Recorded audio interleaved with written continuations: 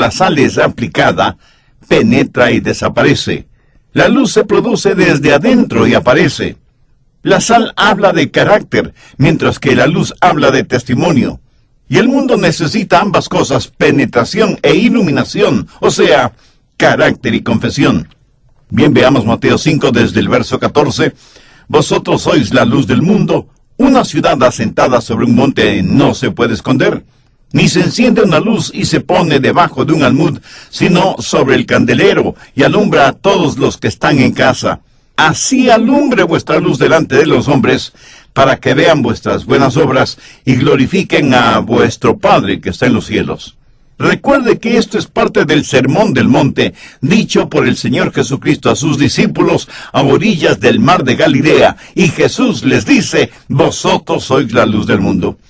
Recuerde que Jesús no está en Atenas hablando a los filósofos, no está en Roma hablando a los militarmente poderosos, está hablando a sus discípulos y a la gente que le escuchaba, la mayoría de ellos pescadores y sin mayor educación, con las debidas excepciones, y les dice, vosotros sois la luz del mundo.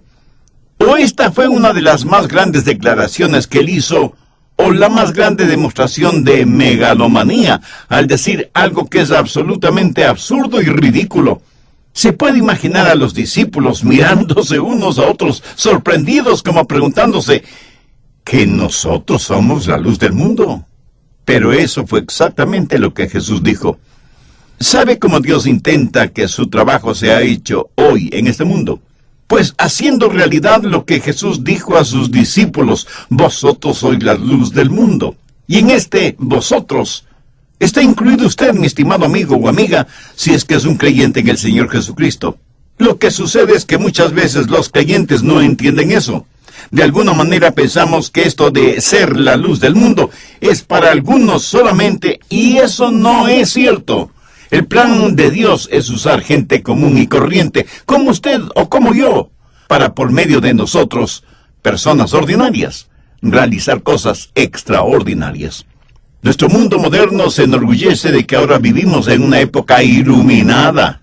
Tenemos gente multimillonaria, poderosa e influyente. Tenemos notables científicos y extraordinarias estrellas. Pero mire lo que Pablo dice con un sentido de sarcasmo en 1 Corintios 1:20. ¿Dónde está el sabio? ¿Dónde está el escriba? ¿Dónde está el disputador de este siglo? ¿No ha enloquecido Dios la sabiduría del mundo? En días pasados estuve pensando en la tecnología de nuestra época. La tecnología de hoy era la ciencia ficción de cuando yo era un pequeño. Los primeros carros fabricados ni siquiera tenían radio o luces direccionales. Ahora, en cambio, vienen equipados con computadoras, sistema orbital posicional, casi todo es automático, y muchas cosas pueden funcionar a control remoto. Y con una orden verbal, hasta le pueden decir a la computadora la clase de música o programas que quiere escuchar. Han inventado tantas cosas, dizque para facilitarnos la vida y darnos más tiempo para disfrutar de la misma. Pero resulta que ahora tenemos menos tiempo que antes. Y parece que también tenemos más problemas que antes. En otras palabras, nos estamos hundiendo poco a poco. Pero vivimos en una civilización iluminada. La pregunta es, si somos tan inteligentes, tan listos, tan creativos, si somos personas con tanto conocimiento, ¿por qué tenemos los problemas que tenemos? ¿Por qué enfrentamos tantas dificultades? Y cada día aparece alguien con nuevas ideas a reemplazar las ideas de hace solo unos pocos años atrás, porque dicen que las nuevas ideas son mejores. Pero la triste realidad es que nos seguimos hundiendo porque hemos sustituido la sabiduría por el conocimiento. El otro día encontré un pequeño pero interesante artículo periodístico. No sé quién lo escribió, pero revela una triste realidad actual. Dice, el hombre moderno ha decidido abolirse a sí mismo, creando su propio aburrimiento, brotado de su propia afluencia. Ha creado su propia vulnerabilidad como resultado de su propia fortaleza. Ha creado su propia impotencia debido a su erotomanía. Él mismo está tocando la trompeta que derrumbará las murallas de su fortificada ciudad. y habiéndose convencido que hay muchos seres humanos, usa escalpelos y jeringas y píldoras para que haya menos seres humanos. Y habiéndose educado él mismo hasta la imbecilidad, y habiéndose contaminado y drogado hasta la estupefacción, mata al viejo y cansado brontosaurio en el cual se ha convertido y deja de existir. Jesús les dice, no a estadistas o filósofos, sino a gente común, vosotros sois la luz del mundo. Y eso es la maravilla del Evangelio. En Lucas 10:21 Jesús dijo, yo te alabo, oh Padre, Señor del cielo y de la tierra, porque escondiste estas cosas de los sabios y entendidos, y las has revelado a los niños. ¿Sabe cuál es la sabiduría de Dios? Busque 1 Corintios 1:21. Pues ya que en la sabiduría de Dios, el mundo no conoció a Dios mediante la sabiduría, agradó a Dios salvar a los creyentes por la locura de la predicación. ¿Qué es lo que está diciendo? El apóstol dice que predicaba a Cristo crucificado, por quien tenemos la sabiduría de Dios, por medio de quien somos la luz del mundo. Por medio de la cruz, aún los niños pueden conocer el corazón de Dios. Hay sabiduría más grande que el conocer el corazón de Dios.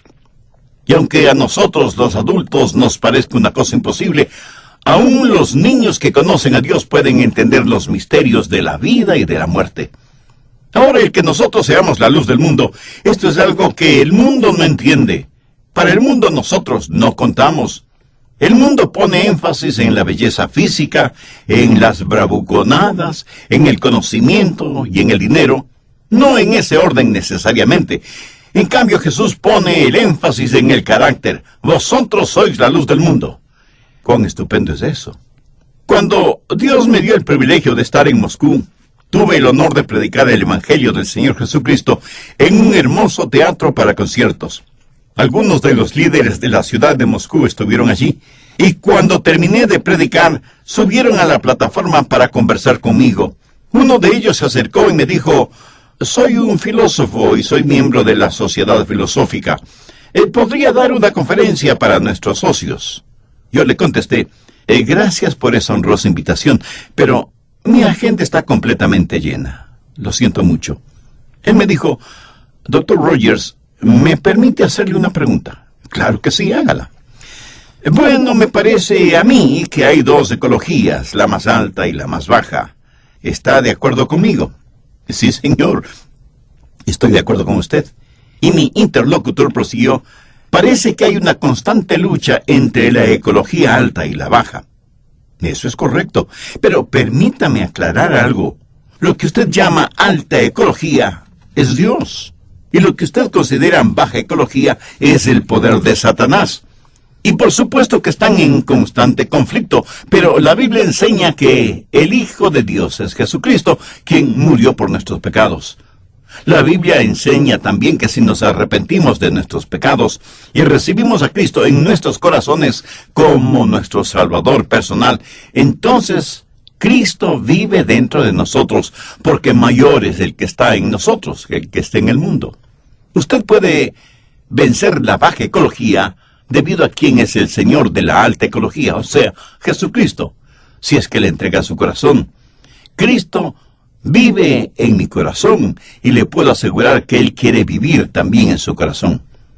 Habiendo dicho esto, me doy cuenta que ese líder estaba anotando lo que le decía. Me pidió que le repitiera algunos puntos y así lo hice con mucho agrado. Y estuve pensando, cualquier niño o niña en la escuela dominical sabe esto que es cristianismo básico. Sin embargo, ese filósofo no lo sabía. ¿Y por qué no lo sabía? Por una razón muy sencilla, porque nadie se lo había enseñado. Por favor, escúcheme atentamente. No se requiere tener grandes conocimientos para entender lo siguiente. Nosotros no tenemos absolutamente nada que no se nos haya dado. ¿Lo entendió? Permítame repetirlo. Nosotros no tenemos absolutamente nada que no se nos haya dado. Las buenas nuevas de salvación fueron en realidad magníficas noticias para un hombre que nunca había oído de Dios, aunque sabía mucho de filosofía. Después de ese filósofo, otro hombre se acercó y me dio su tarjeta personal diciéndome, Señor, soy un científico espacial. y me gustaría hablar con usted. He sido un científico toda mi vida y por medio del estudio de la ciencia y de las leyes del universo, he llegado a la conclusión de que debe haber un poder superior, un poder sobrenatural, porque todo lo que existe en el universo simplemente no puede haber salido de la nada. Las intrincadas leyes del universo no podrían operar a menos que haya una fuerza superior que las controle. Yo francamente estaba sorprendido con lo que este científico me decía. Y le contesté, eso está muy bien dicho, señor, y estoy totalmente de acuerdo con usted. Todo en este mundo tiene las marcas de su creador, el todopoderoso Dios. Pero me doy cuenta que usted sabe de Dios por medio de sus estudios científicos. Puede ver cómo Dios trabaja. Pero usted no puede entender a Dios mientras Él no se revele a usted en forma personal. Permítame decirle que Dios ya se ha revelado a nosotros por medio de su libro, la Biblia. Y en la Biblia nos dice que este Dios todopoderoso, quien lo creó todo, es un Dios de amor incomprensible, si se quiere, porque envió a su Hijo para que muera en una cruz, para redimirnos a todos nosotros de nuestros pecados. A ese hombre de ciencia le regalé una Biblia. Él la tomó y la apretó fuertemente con sus brazos contra su pecho, como si acabara de recibir el más importante de los premios. Y en cierto sentido, esa era la verdad. Era un científico que necesitaba conocer a Jesús en forma personal. Uno de los intérpretes me dijo que una señora deseaba hablar conmigo. Era una mujer de aproximadamente 35 años, elegante, atractiva, pero tenía lágrimas en sus ojos. Se me acercó y me dijo, soy abogada de una gran cadena de almacenes. Esta es la primera vez en la vida que he asistido a cualquier tipo de servicio religioso y entregué mi corazón a Cristo. Yo casi no podía creer lo que estaba escuchando. Mi corazón estaba reventando de júbilo y de agradecimiento a Dios. Así que tuve el gozo de compartir con ella más de la palabra de Dios y darle ánimos para que viva su nueva vida cristiana.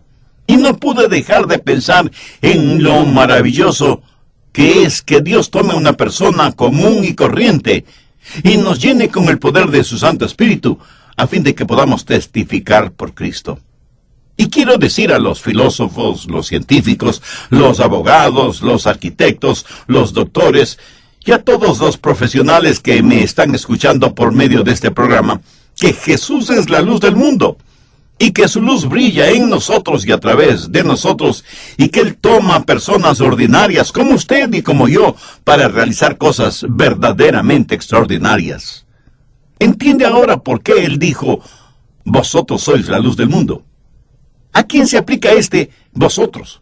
Pues a usted y a mí. Y usted inmediatamente me dice, no puede ser a mí, pastor. Sí, mi amigo. Se refiere a usted si es un creyente en el Señor Jesucristo. Sé que muchos de nosotros tratamos de evadir el bulto, así que avancemos en esta porción bíblica. Usted no alumbra la luz, así como tampoco sala la sal. La idea es que debemos salir de las cuatro paredes de nuestras iglesias para poder ser la luz del mundo. Y nuestro Señor, nuestro Maestro, nuestro Profesor, nos da 3 estupendas ilustraciones que deseo las miremos detenidamente. Primero, habla de la necedad de una luz escondida. Mateo 5, versos 14 y 15. Vosotros sois la luz del mundo. Una ciudad asentada sobre un monte no se puede esconder, ni se enciende una luz y se pone debajo de un almud. El almud era algo así como una canasta que servía para un doble propósito: poner cosas si uno iba de compras, o como medida al comprar algunas gramíneas. Yo creo que lo que Jesús les estaba diciendo era, no deben dejar que sus posesiones, sus negocios o cualquier otra cosa escondan la luz. En otras palabras, ¿de qué sirve tener una luz prendida y taparla con una canasta? La luz tiene que ser puesta en un candelero para que así pueda alumbrar esa área de la casa, dejar que la luz brille. Jesús dice que es una necedad el esconder la luz. Usted no enciende una luz y luego la cubre para impedir que alumbre. En tal caso sería mejor no encender la luz, ¿no le parece? Ahora, permítame hacer la siguiente aplicación.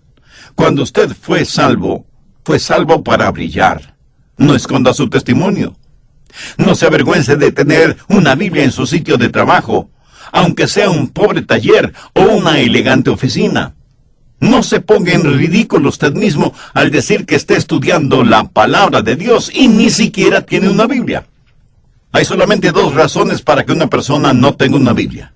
La primera es un creyente que se avergüenza de su relación con Cristo, o segundo es una persona que todavía no tiene ninguna relación personal con Cristo.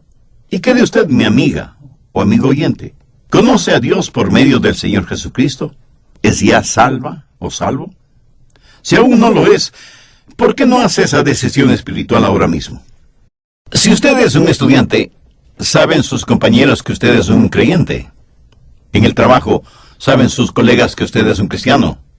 Si usted es un ejecutivo en cualquier nivel, saben sus subordinados que usted es un cristiano. ¿Está dejando que su luz brille o se avergüenza de aquel que murió por usted en la cruz? Oh, sí, usted ama al Señor. Su luz está encendida, pero tiene esa luz debajo de un recipiente. ¿Ve cuán necio es tener una luz escondida y no permitir que esa luz alumbre o guíe a otros? Y algunos me dirán, pastor, yo en verdad amo a Jesús. Y hasta tengo un hermoso cartelito metálico multicolor que dice, Jesús es la luz del mundo. Muy bien, felicitaciones. El único problema es que ni usted mismo sabe en dónde está el cartelito. Eso es estar escondiendo su luz. No está dejando que otros la vean. Vamos, sea osado, sea firme. Deje que su luz brille delante de los hombres. En primer lugar, entonces, no sea necio, escondiendo su luz. En segundo lugar, tenga la fidelidad de ser una luz valiente. Usted tiene que poner su luz en un candelero, o sea, ponerlo en alto para que alumbre a toda la casa. Y pudiera ser que alguien me diga, pero pastor, usted no sabe en dónde trabajo. Trabajo con un montón de paganos que se pasan diciendo chistes obscenos. Abundan los chismes y las blasfemias, que son cosas de todos los días. Estoy desesperado por encontrar otro trabajo. Quiero salir de ese lugar. Ahí me siento oprimido, presionado. Yo soy el único creyente. Quiero estar en un trabajo en donde hayan otros creyentes. Esta puede ser la realidad para muchos de ustedes. Pero permítame decirle algo. ¿Sabe qué es lo que usted quiere hacer? Usted quiere encender su luz en donde ya hay luz. Usted quiere ser sal en donde ya hay abundancia de sal. ¿Por qué piensa que Dios le tiene en ese trabajo? ¿Alguna vez ha pensado en eso? Si hasta ahora no lo ha hecho, hágalo ahora mismo. En la epístola a Tito, el apóstol hace referencia a los cretenses como personas siempre mentirosas, malas bestias, glotones ociosos. Esta no parece una frase de recomendación, sino de condenación. Por eso el apóstol le dice a Tito, por esta causa te dejé en Creta. O sea, la clase de personas que eran los cretenses fue precisamente la causa para que Pablo dejara a Tito en Creta. Y enseguida muchos se ponen a la defensiva diciendo, pero es que yo no tengo ningún talento, tampoco tengo recursos económicos, no soy muy inteligente que digamos, y cuando canto, yo mismo me doy una pésima calificación. Mi amigo, eso no importa, solo deje que su luz brille. De todas maneras, no es ni siquiera su luz, sino la luz de Cristo. Jesús es la luz del mundo. Y es Él quien brilla a través suyo. Permítame hacerle una pregunta. En una casa, ¿cuál luz es la más importante? ¿La elegante lámpara que está a la entrada de la casa? ¿O el simple bombillo que ilumina las gradas que van hacia el sótano y que evita que usted se caiga y se rompa algún hueso? Aquí no se habla de ser adorno, de servir únicamente como decoración. Se habla de quién es usted, quién soy yo, luces brillantes en medio de la oscuridad. Nadie es tan necio en encender una luz y taparla de inmediato para que nadie la vea. Hay que ser fieles en mostrar valientemente, osadamente, la luz de Cristo que está en nosotros. Deje que su luz alumbre para que quienes están a su alrededor se beneficien. Y aunque usted no lo crea, siempre habrá alguien a quien usted puede influenciar para el Señor Jesucristo. Tercero, la fuerza la energía de una luz colectiva. Mateo 5:14. Vosotros sois la luz del mundo. Una ciudad asentada sobre un monte no se puede esconder. Ahora, ¿qué es una ciudad? Una ciudad llena de luz.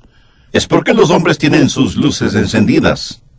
No son luces puestas debajo de una canasta, sino que son luces puestas en un candelero. Y si cada casa y edificio en la ciudad tienen sus luces prendidas, un intenso brillo emanará de esa ciudad hasta el cielo. ¿Lo entiende? Una ciudad asentada sobre una montaña no se puede esconder. Y la iglesia, por analogía, es la ciudad de Dios, y nosotros como habitantes de esa ciudad debemos vivir en un plano elevado. En Israel, desde las laderas donde Jesús enseñó las bienaventuranzas, se podía ver por las noches las luces de la ciudad de Sifut, que estaba a la distancia sobre una colina, a orillas del mar de Galilea. De paso, debo decir que esa ciudad aún permanece hasta nuestros días, y he tenido el privilegio de visitarla. Y seguramente esa fue la ciudad que Jesús estuvo mirando cuando dijo, una ciudad asentada sobre un monte no se puede esconder. Sí, sé que no faltará quien me pregunte, Pastor, ¿cuál es el propósito de todo esto? Bien, la respuesta la da el mismo Señor Jesucristo en el verso 16. Así alumbre vuestra luz delante de los hombres, para que vean vuestras buenas obras, y glorifiquen a vuestro Padre que está en los cielos. ¿Cómo vamos a hacer eso? Primero, por medio de una rendición total y absoluta. Verá, cuando usted está bien con Dios, cuando es salvo, estará lleno del Espíritu Santo de Dios, y usted no tiene que hacer fuerza para brillar. Si se esfuerza, lo que tendrá será un insignificante lustre, pero no brillo. ¿Cómo lograr ese brillo? Esté dispuesta a colaborar con Dios, y su luz brillará en forma natural, no forzada. Un gran siervo de Dios del pasado solía decir, si usted está bien con Dios, pero genuinamente bien con Dios, usted tendría que volverse un réprobo para no ganar almas para el Señor Jesucristo. Cuando la luz con la cual usted brilla es genuina, la gente querrá saber la fuente o la causa de ese brillo. La respuesta: el Señor Jesucristo. ¿Recuerda la historia de Esteban, el primer mártir cristiano? La Biblia nos dice que Esteban fue apedreado hasta la muerte debido a su testimonio. Por favor, busque en el libro de los Hechos, el capítulo 7, desde el verso 54. Oyendo estas cosas, o sea, el testimonio y el mensaje de Esteban, oyendo estas cosas, se enfurecían en sus corazones y crujían los dientes contra él. Pero Esteban, lleno del Espíritu Santo, puestos, debes medir más o menos 1 metro con 5 o 10 centímetros. El pequeño se quedó pensando unos instantes. Papá, ¿cuál crees que fue la estatura de Jesús? Hijo, qué pregunta. No creo que nadie lo sabe exactamente. Yo diría que medía 1,80 m o 1,90 m. ¿Por qué lo quieres saber? Mira, porque si Jesús vive en mí, y como Él es más alto que yo, todos lo verán primero a Él, y eso es genial. ¿No te parece, papá?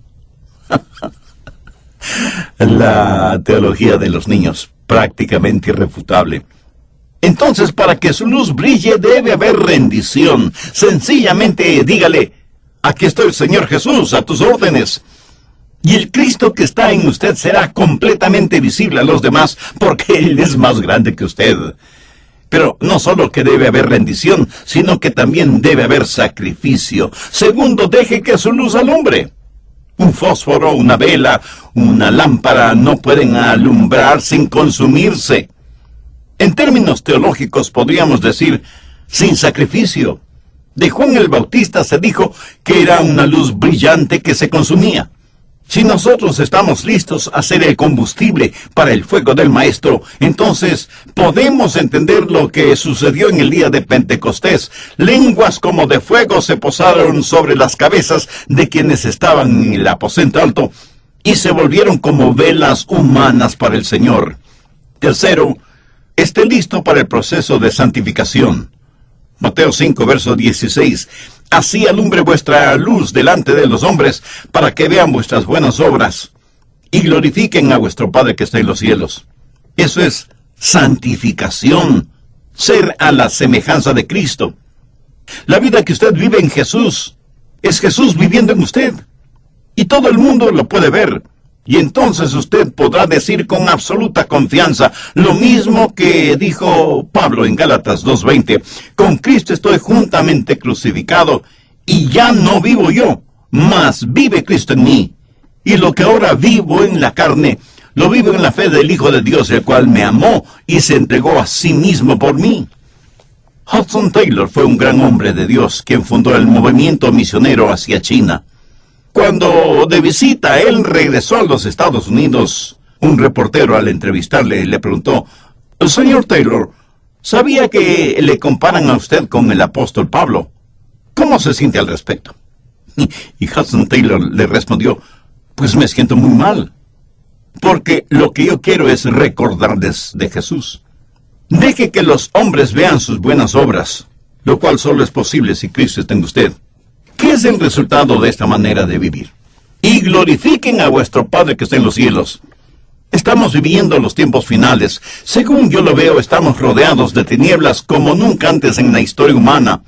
Y aunque tenemos más ciencia, más habilidades, más tecnología, más conocimientos en general, con tristeza y pesar debemos reconocer que nuestro mundo está perdido en las tinieblas del pecado. Pero seguimos y seguiremos como hijos e hijas de Dios, proclamando que Jesús es la luz del mundo. El hombre quiso entrar en el edificio, desafiando las llamas, pero los bomberos se lo impidieron. Hubiera sido un suicidio. Mientras tanto, el niño, atrapado por las llamas, en ese salón de clases no dejaba de gritar: «¡Sálvame, papá, sálvame!». Y el padre, con impotencia y desesperación, vio cómo su hijo se quemaba como si hubiera sido de papel. Noche tras noche, ese atormentado padre veía en su imaginación a su pequeño hijo envuelto en llamas, suplicándole que le salvara. Este mundo en el cual vivimos está pereciendo y agonizando lentamente. Y el mundo mira a la ciencia y le dice: «Ciencia, ¿puede salvarme?». Y la ciencia le responde: «No, no puedo salvarte. Puedo decirte cuán lejos está el Sol de la Tierra, o la distancia de aquí a la Luna, o a qué velocidad se desplazan los cometas en el espacio, y cosas por el estilo, pero no puedo decirte cómo remover el pecado de tu corazón». Entonces el mundo se vuelve a la filosofía y le pregunta: «¿Tú puedes salvarme?». Y la filosofía le responde: «No, no puedo salvarte.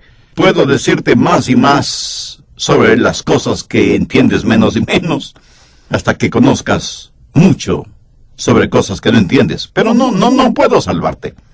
Y el mundo se vuelve a la educación y le pregunta: «¿Educación puede salvarme?». Y la educación le responde: «Mira, puedo darte conocimientos, hacer que seas más listo, pero no te puedo hacer más sabio ni puedo salvarte». Y el mundo se vuelve hacia la cultura y le hace la misma pregunta: «¿Cultura puede salvarme?». ¿Qué le responde la cultura? No puedo salvarte. Todo lo que puedo hacer es que este mundo sea un mejor lugar desde donde te vayas al infierno, pero no puedo salvarte». Mi amigo, hay una sola persona que puede salvarnos, y Él es el todopoderoso Señor Jesucristo, la luz del mundo. A lo mejor en su hogar usted lo ha tratado todo y nada le ha dado resultado. En su vida personal usted lo ha tratado todo, absolutamente todo, sin ningún éxito. Ha tratado la religión, tratando de empezar de nuevo, hasta se ha hecho miembro de alguna iglesia, y las cosas siguen lo mismo de malas. ¿Sabe por qué? Porque nunca se ha inclinado, nunca se ha doblegado, nunca se ha humillado delante del Señor Jesucristo. Es más, usted nunca le ha recibido en su corazón. Y es a Jesús, y solamente a Jesús, a quien su corazón anhela. Su mente pudiera querer ciencia o filosofía o educación o cultura, pero su